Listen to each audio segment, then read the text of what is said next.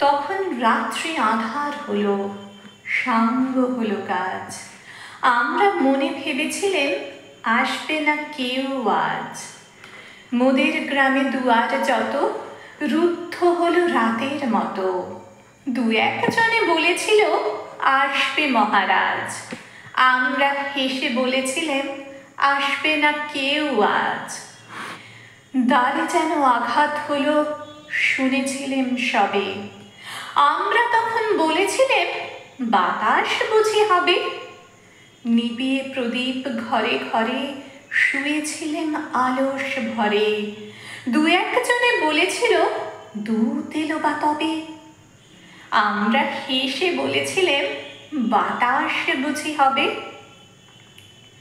নিশীথ রাতে শোনা গেল কিসের যেন ধ্বনি। ঘুমের ঘোরে ভেবেছিলেন মেঘের গরজনে।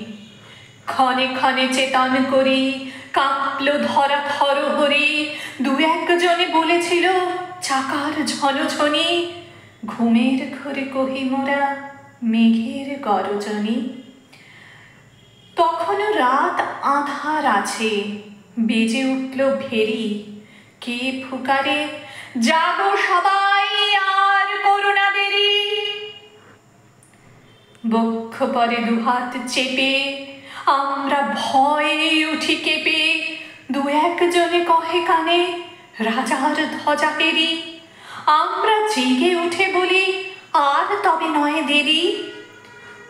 কোথায় আলো, কোথায় মাল্য, কোথায় আয়োজন। রাজা আমার দেশে এলো, কোথায় সিংহাসন। হায় রে ভাগ্য, হায় রে লজ্জা, কোথায় সভা, কোথায় শয্যা। দু একজনে কহে কানে বৃথায় ক্রন্দন।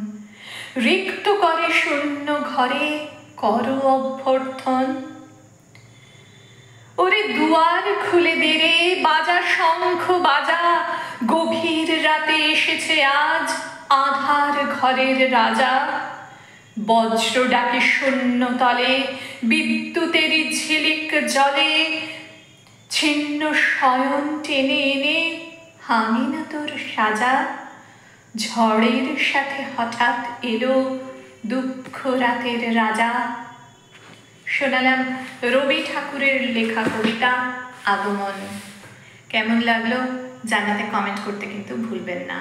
ভালো লাগলে ছোট্ট করে একটা লাইক দিয়ে যাবেন এবং অন্যদের মাঝে ছড়িয়ে দিতে অর্থাৎ শেয়ার করতে অনুরোধ করলাম। যদি ভালো লাগে তাহলে ফলো করে এবং সাবস্ক্রাইব করে সঙ্গে থাকবেন। ভালো থাকবেন। শুভেচ্ছান্তে আমি তনুশ্রী চক্রবর্তী। নমস্কার।